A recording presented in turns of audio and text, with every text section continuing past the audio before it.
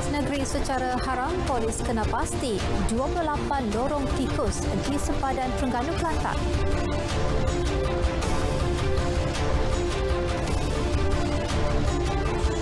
KPDN HEP teruskan pemantauan harga barangan selepas musim perayaan.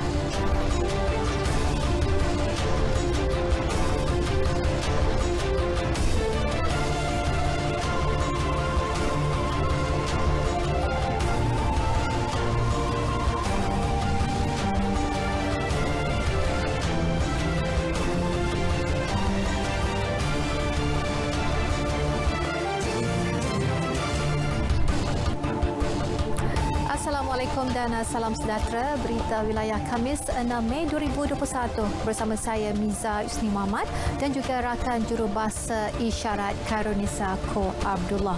Jadi terus bersama kami untuk perkembangan berita dari seluruh negara.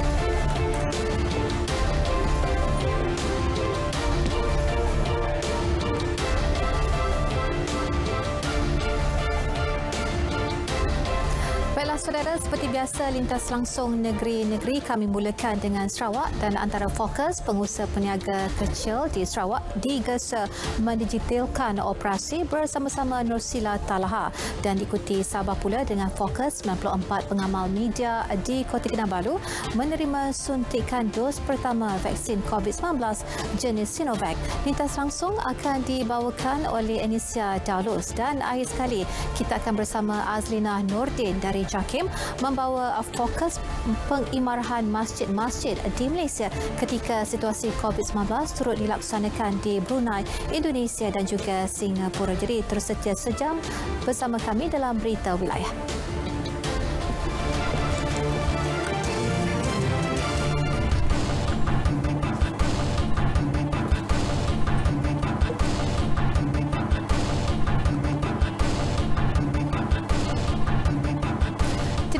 Akan dikenakan terhadap mana-mana individu yang mengingkari sekatan rentas negeri. Polis Terengganu telah mengenal pasti 28 lorong tikus di sempadan Besut, Kelantan yang digunakan penduduk untuk merentas negeri secara haram. Polis Terengganu, Datuk Rosli Cik, daripada jumlah itu sebanyak 13 lorong tikus baru dikenalpasti menjadi sasaran penduduk untuk merentas negeri. Malah terdapat individu tidak bertanggungjawab merosakkan sekatan yang diletak di lorong-lorong yang ditutup pihak polis. Mereka rosakkan barikad yang kita isi dengan air tu, dicucuknya, dibuangnya dan ada bak wayar ni dipotong untuk laluan mereka. Dan lorong-lorong tikus ni meningkat. Hari ini dah meningkat kepada 28 lorong tikus laluan haram ni. Dan untuk rekod sehingga sekarang ni 6 orang telah kita tangkap kerana langgar PKP ni. Dan kita boleh ambil tindakan di bawah peraturan 11 Akta 342 Kompol 5,000. Rondaan berkala dan berterusan akan dilakukan pihak polis di lokasi-lokasi terbabit dalam usaha menangani dan menyekat penularan wabak COVID-19. Sementara itu, tambahnya terdapat 103 tim pematuhan dan pemantauan akan digerakkan di sekitar taman-taman perumahan dan kampung-kampung untuk pemeriksaan semasa perayaan Aidilfitri. Ke arah menurunkan kes COVID-19 di daerah Kuantan, Pahang, penduduk disuruh bekerjasama untuk mematuhi SOP ditetapkan jika tidak mahu daerah itu diletakkan di bawah Perintah Kawalan Pergerakan PKP.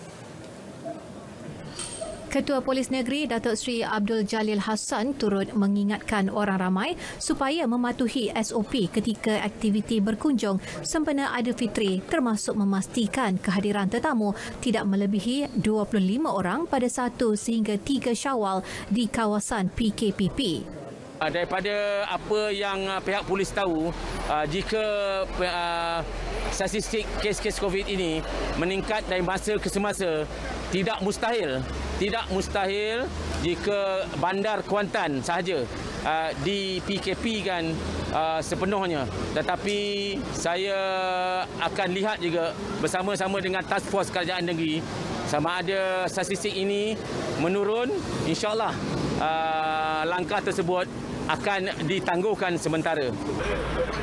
Beliau berkata demikian kepada RTM selepas majlis berbuka puasa bersama petugas Barisan Harapan yang bertugas di Plaza Tol Bentong. Turut hadir Timbalan Menteri Dalam Negeri Datuk Seri Ismail Muhammad Said. Terdahulu Kerajaan Negeri pada Selasa bercadang mengenakan peraturan lebih ketat termasuk memohon pelaksanaan PKP di Kuantan jika peningkatan kes positif COVID-19 di daerah itu tidak menurun.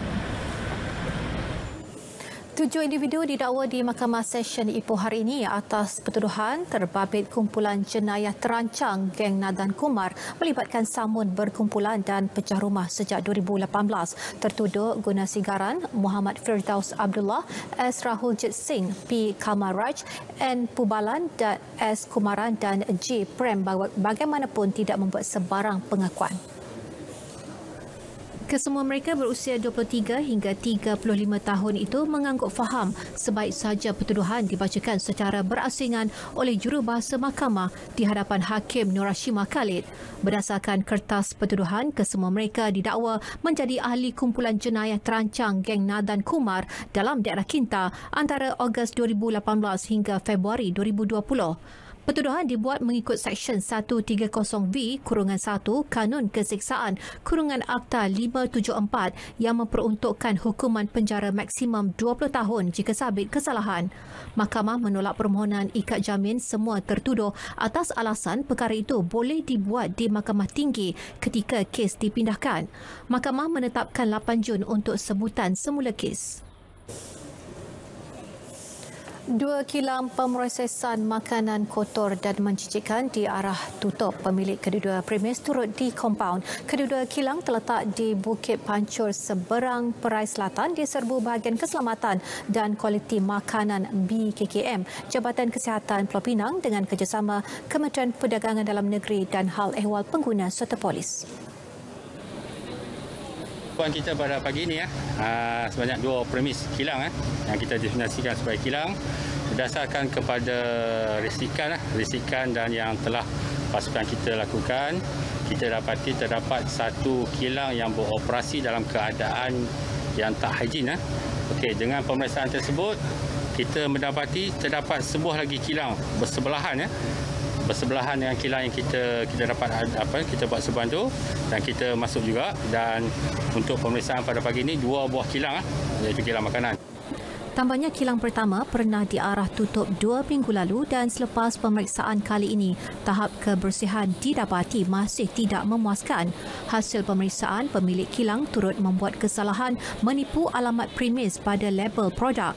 Kedua-dua premis di kompaun di bawah Peraturan 11-2 Peraturan Kebersihan Makanan 2009 kerana menggaji pekerja tanpa suntikan tifoid dan Peraturan 34 membabitkan kebersihan premis yang mana nilai keseluruhannya berjumlah RM3,500. Kerajaan tidak menolak kemungkinan akan terus mengawal harga siling beberapa barangan keperluan utama selepas berakhirnya skim harga maksimum perayaan SHMMP sempena Hari Raya Aidilfitri pada 20 Mei depan. Timbalan Menteri Perdagangan Dalam Negeri dan Hal Ehwal Pengguna, Datuk Rasul Wahid berkata tindakan itu akan diambil jika harga barang keperluan termasuk ayam, daging lembu dan ikan kembung terus melonjak naik selepas tamat SHMMP ini.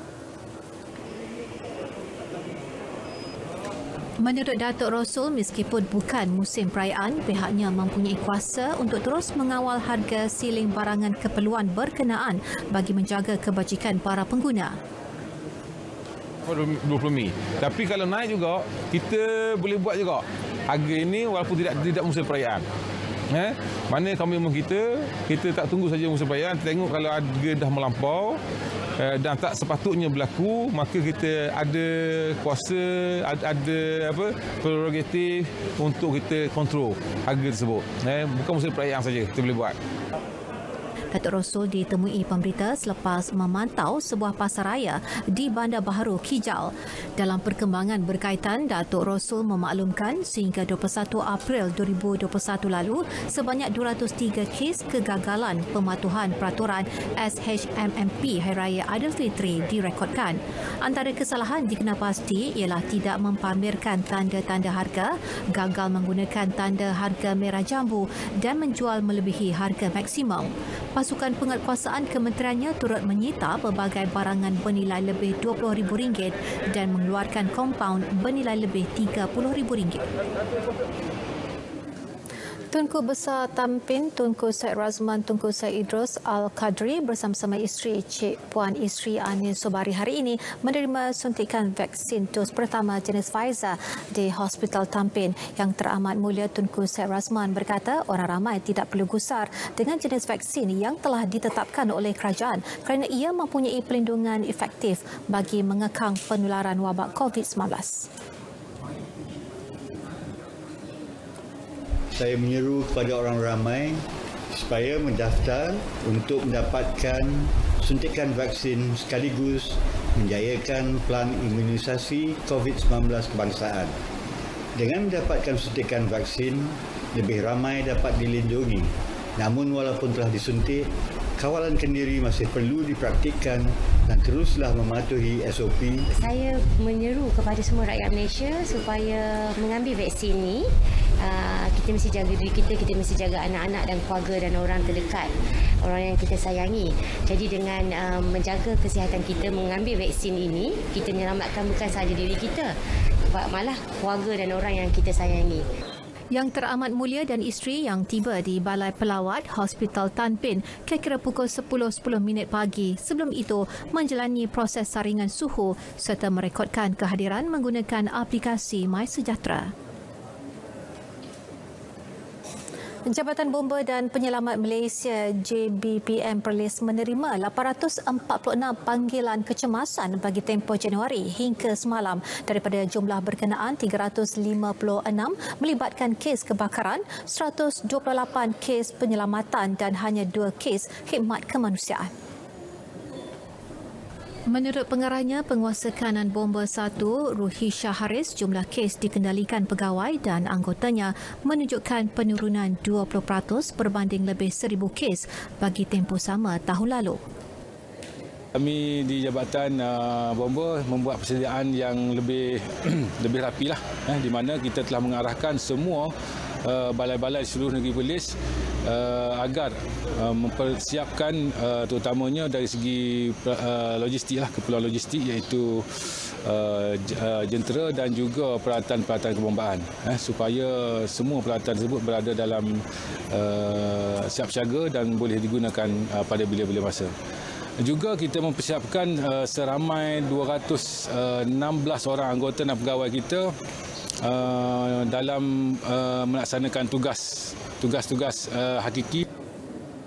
Beliau menyatakannya pada majlis penyampaian kuih raya kepada pegawai dan anggota keselamatan serta petugas Barisan Harapan yang disempurnakan Raja Muda Perlis Tuanku Syed Faizuddin Putra Jamnulai di Balai Bomba dan Penyelamat Kuala Perlis. Sumbangan melibatkan 18 agensi yang bertugas di sepanjang sempadan negara dan petugas Barisan Harapan. Turut dilancarkan kempen keselamatan kebakaran sempena musim perayaan dan Ops Ronda Raya melibatkan 216 pegawai dan anggota JBPM Perlis sepanjang Aidilfitri. Peneguhan kenaikan kadar bayaran tol di beberapa lebuh raya termasuk 3 lebuh raya utama jelas menunjukkan keprihatinan kerajaan terhadap beban yang ditanggung oleh rakyat yang sedang berdepan dengan pandemik COVID-19. Keputusan berkenaan dianggap sebagai satu langkah terbaik khususnya ketika rakyat bergelut dengan situasi ekonomi ekoran penularan wabak berkenaan. 3 lebuh raya berkenaan ialah Lebuh Raya Shah Alam Kesas, Lebuh Raya Lembah Kelang Selatan NKVE dan Lebuh Raya Pantai Timur Fasa 2 LPT2 yang sepatutnya menerima kenaikan kadar tol bermula 1 Januari lalu. Pengguna LPT2 di Kemaman Terengganu menganggap keputusan kerajaan itu sebagai satu langkah bijak yang memahami rakyat. Sebab dengan tidak kenaikan harga tu ni adalah kata orang sumber ekonomi lah sikit. Sebab masa ni tu memanglah dengan pekerjaan tak boleh kerja dan sebagainya. Jadi Pok Lee harap penangguhan ni sampai bila? Kalau boleh penangguhan ni lambat lagi pun tak apa. Biar habis dululah COVID-19 ni. Penangguhan tu ni terus sangatlah baguslah bagi penduduk yang menggunakan highway ni, yang menggunakan tu untuk kalau macam saya ni untuk Pantai Timur lah, daripada Kemamang ke Kuala Besut. Macam benefit dia boleh menyimpan kos kepada rakyat yang terjejas pandemik COVID-19 lah. Harapan saya dapat tangguhkan kadar kenaikan tu ini sehingga ekonomi kita stabil. Rasa happy tak bila dapat tangguh ni? Happy lah sebab banyak kebaikan dia untuk rakyat. Oh, memang amat menjimat dan kita rasa sangat-sangat bertuah lah. Okey. Rasa sangat bersyukur dengan kadar penangguhan yang diumumkan ini. Terima kasih kerajaan. Hujung bulan lalu, Menteri Kanan Kerja Raya Datuk Seri Fadilah Yusof mengumumkan penangguhan kenaikan kadar tol tahun 2021 dengan nilai pampasan yang perlu ditanggung kerajaan sebanyak RM2.25 bilion. Bagi pensyarah kanan ekonomi, Pusat Pengajian Sains Kemasyarakatan Universiti Sains Malaysia USM Dr. Abdul Rais Latif, usaha kerajaan menangguhkan kenaikan kadar bayaran tol itu mampu memberi impak positif kepada masyarakat dan beliau menyifatkan ia suatu keperluan ketika ini berikutan situasi ekonomi yang dihadapi oleh rakyat. Jelas beliau, tindakan ini juga dapat memberi peluang kepada masyarakat untuk merangka dan merancang perbelanjaan. Tapi mungkin lebih baik jika bukan hanya dalam tempoh setahun kerana tidak semua orang dapat pulih dalam jangka masa yang singkat. Walaupun kita lihat simptom-simptom semasa menunjukkan ekonomi sedang pulih, walau bagaimanapun kita perlu mengambil kira jangka masa individu-individu untuk kembali kepada keadaan ekonomi mereka yang sedia ada. Baiklah saudara, sebelum kita ke lintas langsung negeri-negeri, kita ikuti dahulu laporan cuaca semasa oleh Jabatan Meteorologi bersama pegawainya Abdul Aizat Nazmi. Silakan Aizat. Assalamualaikum dan salam sejahtera. Laporan cuaca petang ini kita mulakan dengan paparan imej satelit yang terkini kelihatan di tupan awan aktif yang tebal hampir melitupi kawasan rantau negara kita. Jelas menunjukkan kadar kelembapan yang tinggi yang kini sedang berlaku di kawasan negara Malaysia.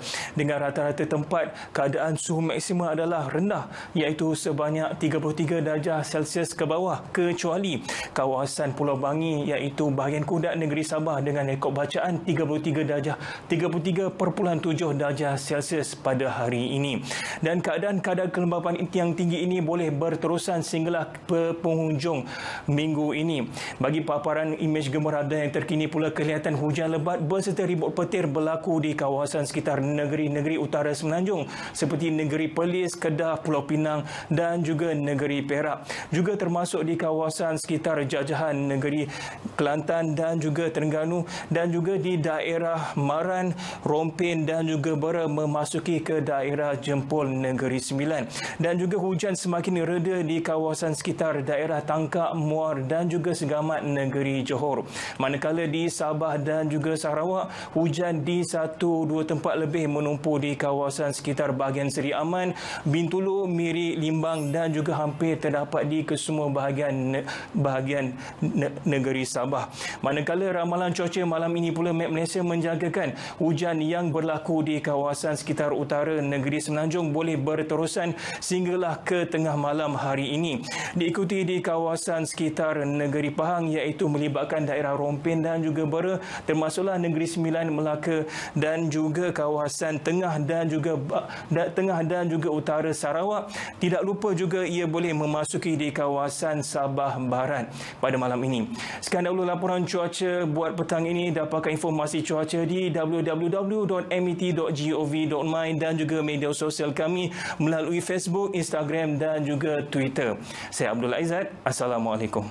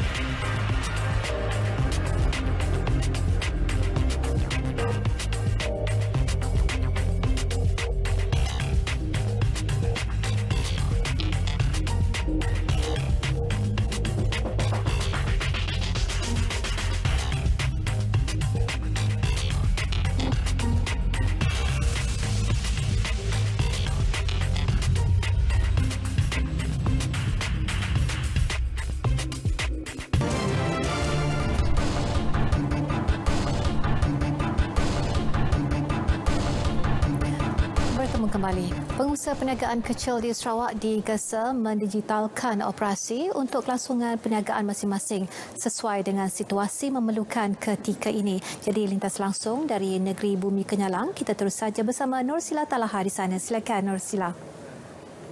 Terima kasih Miza. Assalamualaikum dan salam sejahtera. Pengusaha perniagaan kecil di Sarawak digesa mendigitalkan operasi untuk kelangsungan perniagaan masing-masing dalam tempoh dunia dilanda pandemik COVID-19.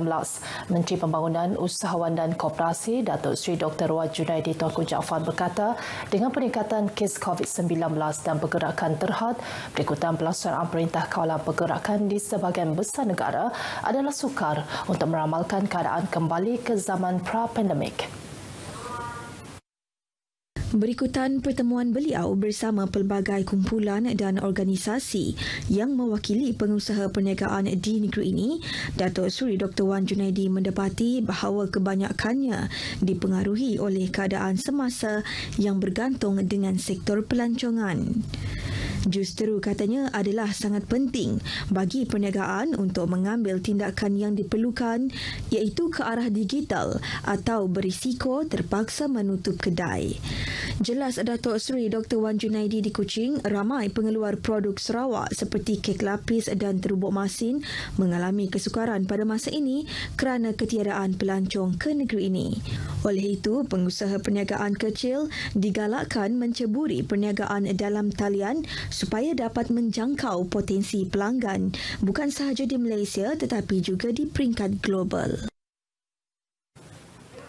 Projek pembinaan jambatan Sungai Sarawak sejingkat yang dijangka dapat mengatasi masalah kesesakan lalu lintas antara Kuching dan Samarahan dijadual siap pada tahun 2025. Menurut Menteri Muda Infrastruktur dan Pembangunan Pelabuhan Sarawak, Datuk Julaihi Narawi, jambatan sepanjang 1.3 km itu menelan kos kira-kira RM370 juta.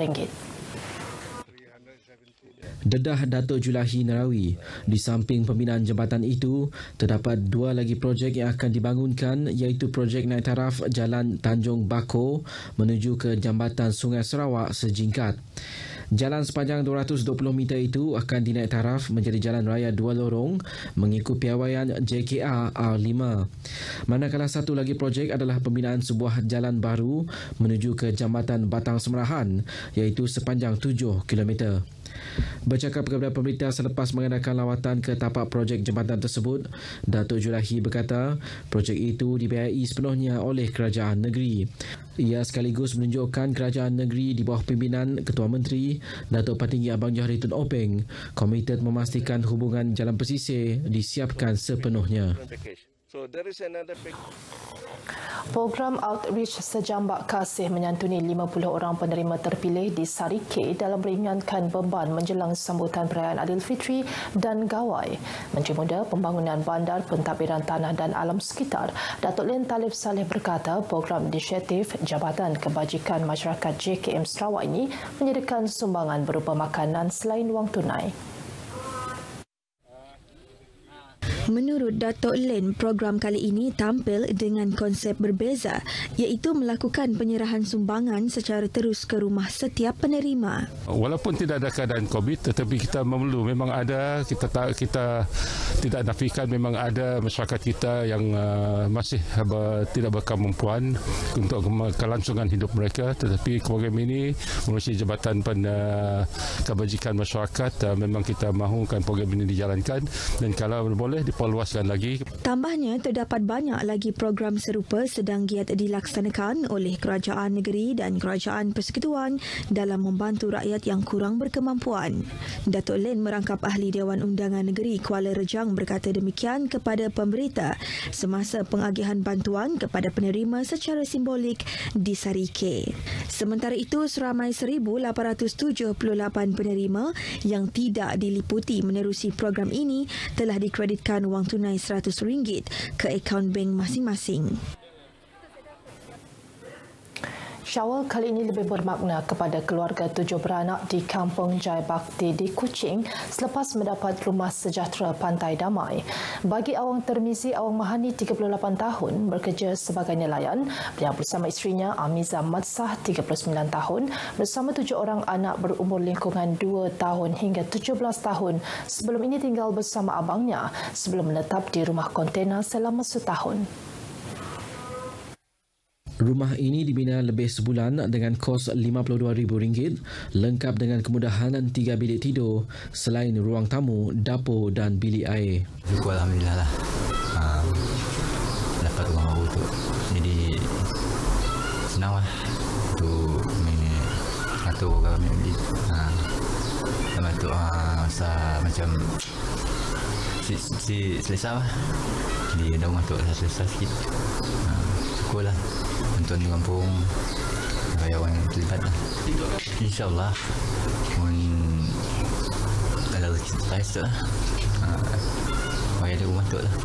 Awang Termizi ditemui pemerintah selepas menerima kunci Rumah Sejahtera Pantai Damai yang diserahkan oleh Menteri Muda di Jabatan Ketua Menteri, Hal Ehwal Islam dan Dewan Bandaraya Kuching Utara, Datuk Dr. Abdul Rahman Junaidi.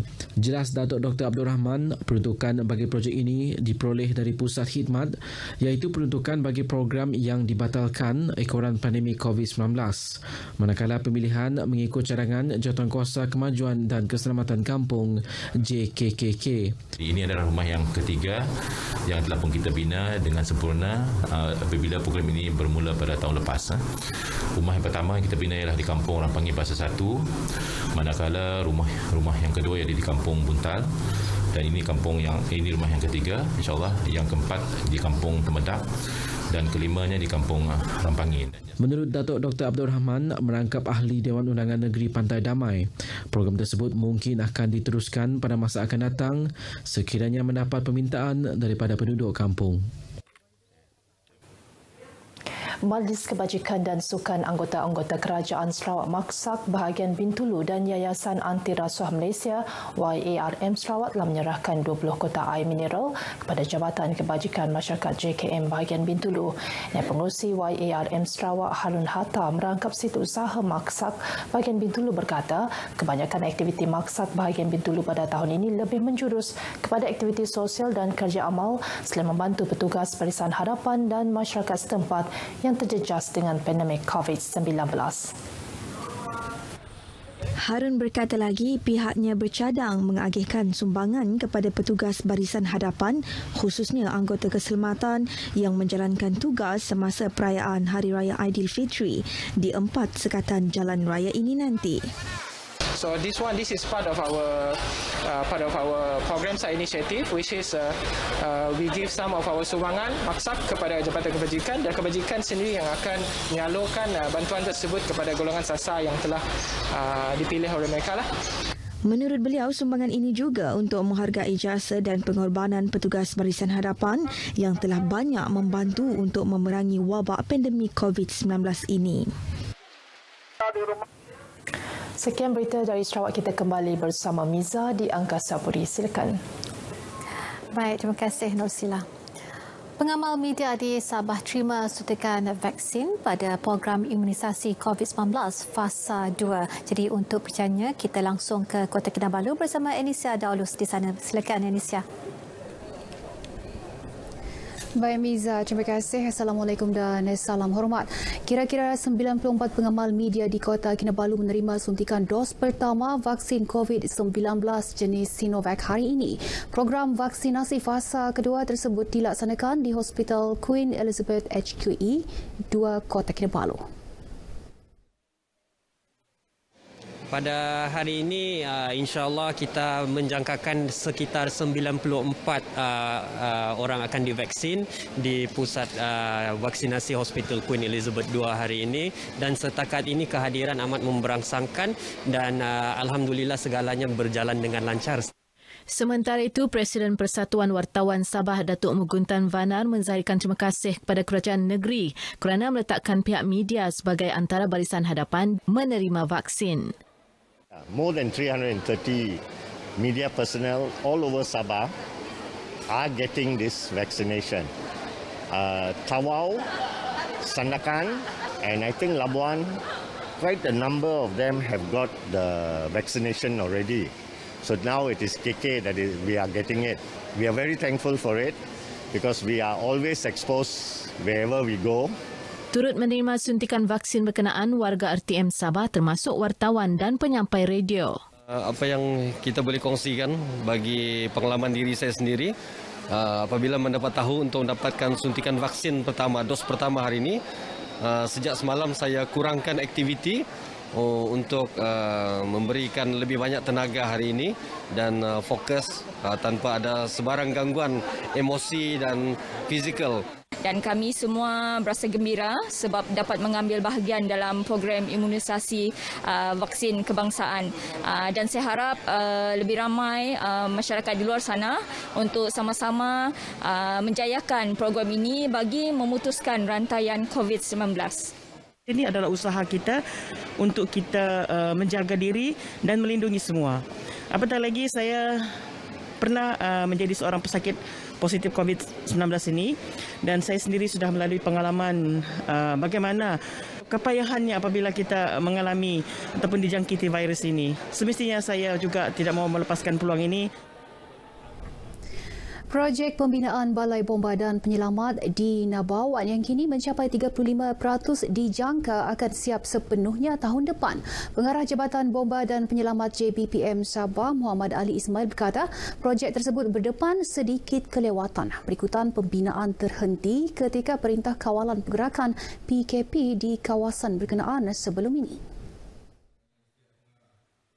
Bagaimanapun kontraktor terlibat telah memulakan semula kerja pembinaan. Saya percaya balai itu akan siap pada tahun 2022 dan kita akan dapat beroperasi situlah. Saya percaya dapat memberikan perkhidmatan kebombaan yang lebih baik kepada penduduk sekitar itulah. Jadi kita dapat meningkatkan lagi masa untuk respon time kita kepada tahap peringkat nasional. Pembinaan balai itu selaras usaha memantapkan masa bertindak atau respon time sekiranya berlaku kebakaran atau bencana di kawasan pedalaman berkenaan. Mat Ali berkata demikian ketika lawatan ke Balai Bomba dan Penyelamat Keningau. Dalam pada itu, Mat Ali yang baru menerajui JBPM Sabah berharap dapat meneruskan kecemerlangan jabatan berkenaan. Turut dilaksanakan pelancaran kempen keselamatan kebakaran sempena musim perayaan Hari Raya Aidilfitri 2021 Zon 4 Keningau serta penyerahan kuih raya dan kurma kepada para anggota. Pejabat Pembangunan Negeri Sabah akan terus memperkasa usaha mengenal pasti penduduk memerlukan bantuan khususnya dalam kategori miskin dan miskin tegar untuk didaftarkan dalam sistem IKASE. Setakat Mei 2021, unit penyelarasan pelaksanaan ICU JPM merekodkan sebanyak 42,962 ketua isi rumah KIR miskin tegar dan 23,515 KIR kategori miskin di Sabah. Pengarah Pejabat Pembangunan Negeri Sabah, Nur Alam Khan berkata ia bakal dilaksana melalui program Tanggungjawab Sosial Korporat CSR melibatkan pelbagai agensi awam, swasta serta NGO di negeri ini.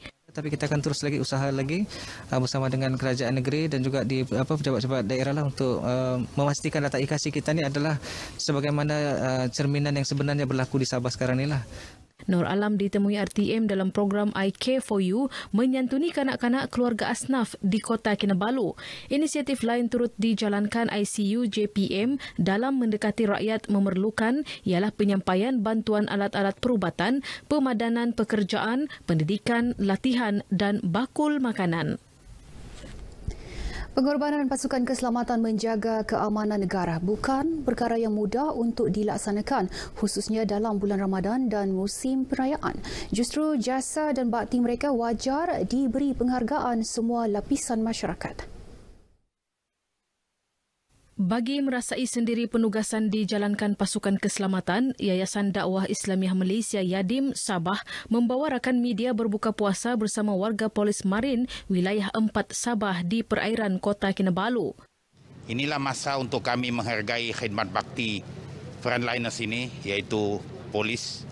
Dan sedikit sebanyak walaupun dalam pelayaran yang singkat, kami sedikit sebanyak dapat memahami bahawa pengorbanan mereka untuk negara begitu tinggi sekali.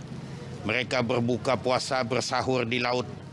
Saya bagi pihak Polis Marine Wilayah 4 Sabah mewakili Komander Pasukan Marine Wilayah 4 Sabah ingin merakamkan ucapan ribuan terima kasih kepada pihak media kerana sudi mengunjungi kami dan bersama-sama kami untuk merasai situasi bagaimana kami berbuka puasa. Turut hadir pengarah penyiaran Sabah Nur Ain Bakir. Selain merasai suasana berbuka puasa di atas kapal polis marin tersebut, rakan media turut diberi penerangan mengenai pengendalian tugasan pasukan berkenaan termasuk berdepan penjenayah rentas sempadan. Sempena sambutan Hari Raya Aidilfitri, stesen Radio Sabah FM menerbitkan rancangan khas dari Dapur VIP buat pendengar setianya. Ia akan menampilkan tetamu khas isteri Ketua Menteri Sabah Datin Sri Juliah Salak yang berkongsi menu raya istimewa. Menurut penerbit dari Dapur VIP Rubiah Husni, program tersebut merupakan kesinambungan program dari Dapur DJ yang disiarkan setiap minggu di stesen berkenaan. Ingin mengetahui apa menu istimewa yang disediakan oleh Datin Sri Panglima untuk keluarga dan juga untuk Ketua Menteri. Kami cuba untuk mendapatkan resepinya. Alhamdulillah kami dapat resepinya, iaitu rendang istimewa dari Datin Sri. Beliau ditemui ketika rakaman rancangan dari Dapur VIP di Kota Kinabalu. Dalam pada itu, Datin Sri Juliah sempat berkongsi dengan pemberita rutin beliau dan keluarga sepanjang Ramadan ini. Bermula dengan suasana makan sahur, berbuka puasa, serta sembahyang tarawih sekeluarga. Kita adakan seadanya di rumah sebab agak susah juga untuk pergi ke masjid sebabkan kesuntukan masa. Menurut Datin Sri Juliah, walaupun sambutan Hari Raya kini berbeza seiring norma baharu, namun suasana raya sekeluarga tetap diutamakan. Rancangan khas Aidilfitri dari Dapur VIP akan disiarkan pada Syawal pertama pukul 11.30 pagi menerusi Sabah FM. Baik, bahan itu tadi mengakhiri perkembangan dari Sabah petang ini. Utamakan SOP, jaga jarak fizikal dan elak tempat sempit serta sesak. Kembali bersama Miza. Silakan Miza. Baik, terima kasih Anisha. Negara-negara anggota Pertemuan Khas Tidak Rasmi Menteri-Menteri Agama Brunei, Indonesia, Malaysia dan juga Singapura (MABIPS) giat mengimarahkan masjid bagi membantu mereka yang terjejas pandemik COVID-19. Jadi lintas langsung dari JAKIM, kita akan bersama-sama Azlinah Nordin di Kompleks Islam Putrajaya. Silakan. Ya Miza, pengimarahan masjid terus hidup untuk membantu komuniti meskipun dalam suasana pandemik COVID-19 melanda dunia. Bukan saja Malaysia, malah negara-negara anggota MABIMS iaitu Brunei, Indonesia dan Singapura turut membangunkan pelbagai kaedah menguruskan pentadbiran dan fungsi masjid secara lebih meluas. Oleh kerana suasana ini berlaku, masjid tidak boleh menjadikan COVID ini sebagai alasan untuk tidak berbuat apa-apa. Maka maknanya COVID ini telah menutup kedai dakwah, bantuan sosial, bantuan kebajikan tak. Kan malah kami di Malaysia, Jabatan Kemajuan Islam Malaysia telah bertindak cepat untuk mengemukakan solusi apa yang sepatut dibuat. Di samping terus mengekalkan prestasi ibadah dengan mengemukakan dan saranan menganjurkan solat hajat, solat taubat, kerana ini mungkin dosa yang terbeban berlakunya wabak ini terjadi. Beliau berkata demikian dalam satu forum imarah masjid semasa pandemik COVID-19 negara Mabim secara dalam talian menerusi laman sosial rasmi Jabatan Kemajuan Islam Malaysia JAKIM. Menurut Direktorat Urusan Agama Islam dan Pembinaan Syariah Republik Indonesia, Ahmad Zamron Imam, meskipun kehadiran masyarakat ke masjid dihadkan, namun dana kutipan orang ramai meningkat meskipun kebanyakan masjid di sana dibangunkan melalui wakaf. Manakala bagi negara Brunei, Ketua Bahagian Idarah Jabatan Hal Ehwal Masjid Kementerian Hal Ehwal Agama Brunei Darussalam, Asminan Awang Cucu berkata, penerbitan buku-buku agama antara usaha memberi kefahaman kepada masyarakat dalam membendung wabak COVID-19 secara spiritual. Bertunjangkan dakwah, sebanyak 7 badan bukan kerajaan NGO sepakat berkolaborasi dalam membantu komuniti Islam yang memerlukan.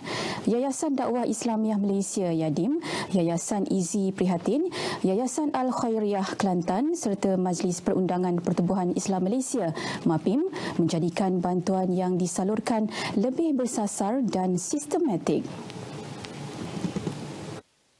Kerjasama ini memberi nilai tambah dari aspek kebakaran serta tenaga kerja dalam mengoptimumkan gerakan dakwah dengan berkesan.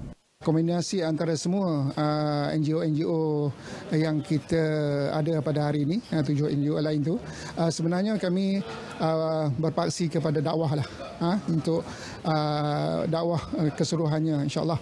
Dengan segala idea-idea daripada kawan-kawan NGO, kami bergabung dan melahirkan satu natijah dakwah sejati, insyaAllah. Gerakan ini memfokuskan masyarakat Islam yang berada dalam kelompok majoriti bukan beragama Islam yang sememangnya berhadapan dengan cabaran untuk mengimarahkan aktiviti keagamaan. Terbaru, bantuan berupa keperluan asas serta kit ibadah bernilai RM20,000 disumbangkan gabungan NGO ini untuk komuniti Islam di Pulau Ketam, Kelang. Sangat-sangat berterima kasih kepada semua penyumbang, kepada kami, dan kami akan menggunakan sebaik-baik mungkin daripada sumbangan tersebut. Musola Al-Khalifah di Kampung Sungai Dua, Klang, Selangor dibangunkan sebagai pusat sehenti bagi komuniti orang asli dalam mendapatkan bimbingan dan kefahaman terhadap Islam. Pusat ibadah yang boleh memuatkan 60 jemaah dalam satu-satu masa itu diterajui Yayasan Al-Khalifah seiring usaha mereka untuk membangunkan kehidupan masyarakat Muslim dalam kalangan orang asli di seluruh negara. Berkeluasan 896 kaki persegi, seni bina halus berkonsepkan ciri tradisional masyarakat setempat pasti memukau sesiapa sahaja yang mengunjunginya. Binaan ini dibuat daripada unsur pokok betam. Ciri-ciri itu berdasarkan komuniti itu sendiri. Contohnya kalau di Pulau Ketam ini, kita menekankan pembinaan dari segi falsafah ataupun daripada persekitaran orang asli ini, yang mana daripada segi pembinaan yang tradisional dan juga sedikit moden lah. Surau ini dapat disiapkan dalam tempoh setahun setelah tertangguh akibat PKP dengan kos RM70,000. Musola indah dan selesa itu diharap dapat menambat hati seluruh komuniti tersebut untuk mendalami Islam. Dapat surau ni alhamdulillah juga, tapi saya tengok daripada ahli keluarga kami boleh berkumpul bersama-sama memeriahkan surau. Tapi seronoklah bagi saya. Sebelum ni tak ada surau, kita orang duduk kat rumah je lah. Sebab tak ada surau kan, kadang-kadang kita masuk rumah saudara kan borak-borak, itu je lah. Tak ada aktiviti macam nak belajar agama ke dekat surau, macam anak-anak belajar alif bata ke.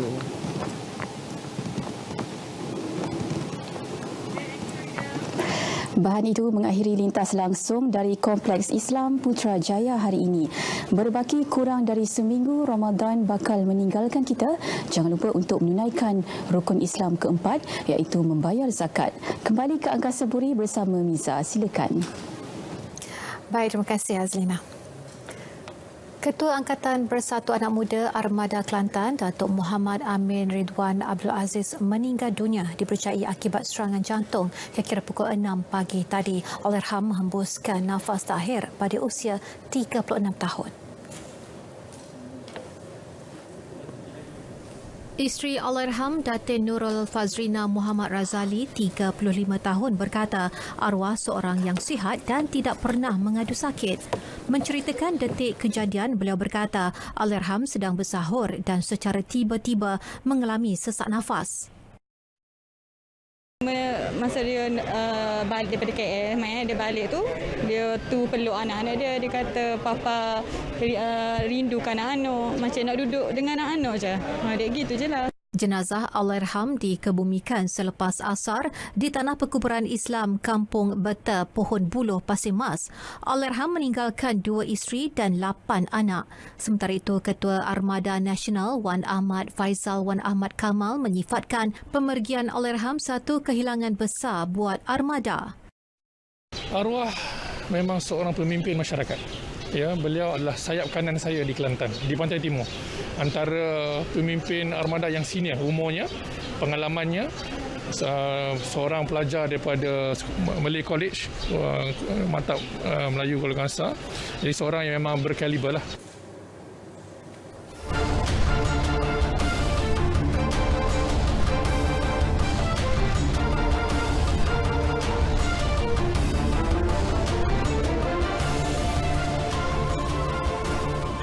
Presiden Persatuan Sepak Takraw Malaysia PSM Datuk Seri Ahmad Ismail digantung selama 15 tahun bermula hari ini oleh Jawatankuasa Tata Tertib Persekutuan Sepak Takraw Asia (ASTAF). Dalam masa sama, beliau juga diminta membayar kira-kira RM102,900 kepada ASTAF bagi menampung kos keseluruhan pendengaran Jawatankuasa Tata Tertib yang berlangsung secara maya semalam. Perkara tersebut dimaklumkan oleh Pengerusi Pendengaran Jawatankuasa Tata Tertib ASTAF, Profesor Chalem Chai Watcarapon, menerusi satu kenyataan media. Menurut Chalem, Datuk Seri Ahmad mempunyai 14 hari untuk merayu terhadap semua pertuduhan dan hukuman ke atas beliau. Beliau berkata Jawatankuasa Tata Tertib membuat keputusan itu selepas mendengar 4 pertuduhan terhadap Datuk Seri Ahmad kerana menghantar surat kepada Majlis Olimpik Asia (OCA) dan salinannya kepada Jawatankuasa Olimpik Antarabangsa IOC di atas kapasitinya sebagai timbalan Presiden ASTAF pada 24 Februari 2021. Tambah Chalem, hukuman bagi pertuduhan pertama dan keempat berjalan secara berturut-turut, sementara pertuduhan kedua dan ketiga akan berjalan secara serentak. Ini bermakna keseluruhan hukuman yang dikenakan ialah 15 tahun bermula dari 6 Mei 2021. Menjelang kempen kelaikan Piala Dunia 2022, Piala Asia 2023, Setiausaha Agong Persatuan Bola Sepak Malaysia FAM Stewart Ramalingam yakin modal gelembung sukan dilaksanakan skuad Harimau Melaya tidak terjejas akibat pelaksanaan Perintah Kawalan Pergerakan PKP di beberapa daerah di Selangor dan juga Kuala Lumpur, Terengganu, Johor dan juga Perak, dan ketika ini skuad kebangsaan dalam persediaan kepusingan kedua kelayakan kejohanan tersebut yang dijadual bermula 16 Mei ini. Menurut Stewart, aktiviti pasukan maupun venue latihan adalah selamat sehingga skuad berlepas ke Emirat Arab Bersatu UAE pada 20 Mei depan. Bagaimanapun, jelas beliau mungkin ada kekangan atau perubahan prosedur operasi standard bergantung kepada arahan dan garis panduan yang bakal diterima. Beliau berkata demikian kepada pemberita selepas Majlis Undian Liga M3 2021 dan pemeteraian perjanjian penajaan antara Liga Amatur Malaysia AFL dengan syarikat minuman tenaga terkenal dari Indonesia, Extra Joe's semalam. Selepas mengharungi 2 aksi pemanas badan menentang Kuwait pada 23 Mei dan Bahrain pada 28 Mei, Malaysia akan menyambung kempen kelayakan yang tertangguh lebih setahun menentang UAE pada 3 Jun, diikuti Vietnam pada 11 Jun dan Thailand pada 15 Jun dalam aksi kumpulan G.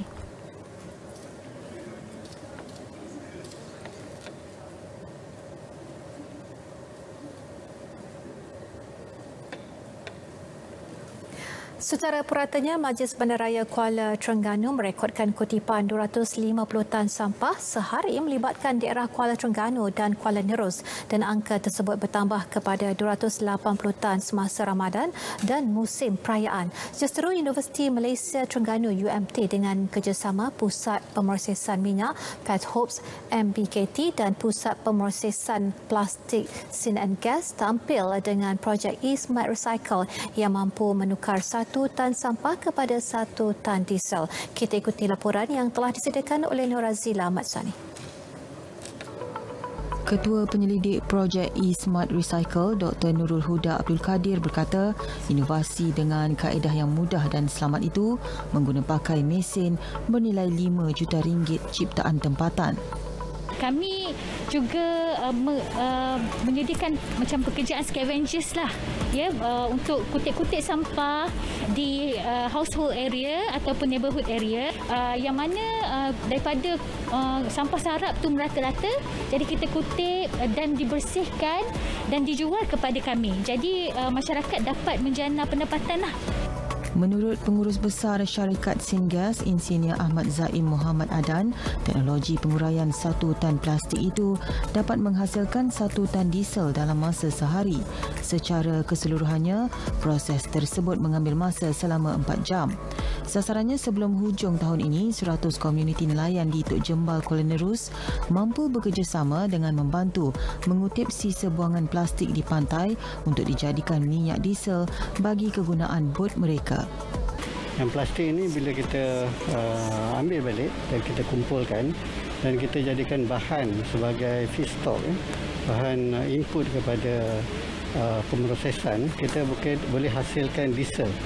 Dan diesel ini boleh dikembalikan kepada masyarakat. Selain sisa buangan plastik, minyak masak terpakai turut dikumpul untuk menghasilkan biodiesel. Sebelum ini, kebanyakan isi rumah tidak mengetahui kaedah yang betul untuk membuang minyak masak yang sudah digunakan. Tinjauan di Bazar Ramadan juga mendapati rata-rata peniaga sebelum ini kurang kesedaran untuk mengitar semula minyak masak yang sudah digunakan. Minyak saya contohnya pakai 4 kali tu, saya buat sambal. Untuk guna untuk sambal. Jadi sambal dalam minyak saya tak terbuang. Sudah pakai tu tahu buang, pakai yang baru. Naik lori lah. Dia mari ambil ni sebulan sekali. Ya selepas raya mari ambil kat rumah. Minyak yang dah ni kita letak dalam tong lah. Memang ada, kita memang kutip apa? Kita memang panggil orang lori untuk kutip minyak ni. Bagi tujuan itu, MBKT juga mengarahkan semua peniaga di 25 Bazar Ramadan kelolaannya mengumpul semua minyak masak terpakai untuk dikitar semula bagi menghasilkan biodiesel. Bagi menjayakannya, lebihan minyak masak tersebut dibeli semula daripada peniaga setiap 2 hari sekali sebelum diserahkan kepada Singas. Menariknya, projek ini mampu mengurangkan kadar pencemaran alam sekitar daripada 100% menjadi 10% di kawasan operasi, mengurangkan kos penyelenggaraan dan pelupusan sampah yang terpaksa ditanggung pihak berkuasa tempatan. Ternyata sisa buangan boleh menjana pendapatan kita. Jadi, ubahlah kitar semula sebagai gaya hidup baru kita. Norazila Ahmad Sani untuk Berita RTM. Baiklah saudara, berita wilayah berakhir di sini. Terus patuhi SOP bagi mencegah penularan COVID-19. Dengan itu, Assalamualaikum dan salam hormat.